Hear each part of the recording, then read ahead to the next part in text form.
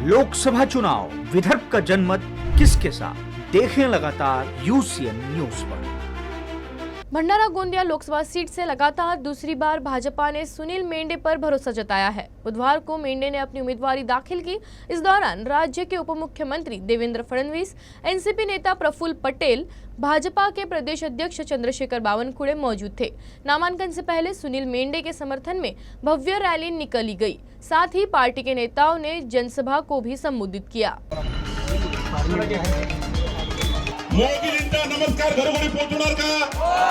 मोदीजीची विकसित भारताची गॅरंटी घरोघरी पोहोचवाल का? खरं तर या योजनेतून आपल्या भंडारा गोंदियाच्या धान उत्पादक शेतकऱ्यांना दुबार त्या ठिकाणी जे धान घेतात त्यांना मोठा फायदा होणार आहे। भारतीय जनता पार्टी आणि महायुतीच्या वतीने अधिकृत उमेदवार म्हणून मी आताच उमेदवारी अर्ज सादर केलेला आहे आणि मला विश्वास आहे की गेल्या 10 वर्षाच्या मोदीजींच्या कार्यकाळामध्ये जे संपूर्ण देशाचं चित्र बदलण्याचं काम आदरणीय मोदीजींच्या माध्यमातून झालेलं आहे, सरकारच्या माध्यमातून झालेलं आहे आणि सोबत गेल्या 5 वर्षात मी खासदार म्हणून या क्षेत्रात जी काही कामं केली त्याच्या भरोशावरती ही निवडणूक सुद्धा आम्ही मोठ्या मताधिक्याने किमान 3.5 लाखापेक्षा जास्त मताधिक्याने ही निवडणूक जिंकू असा मला विश्वास आहे।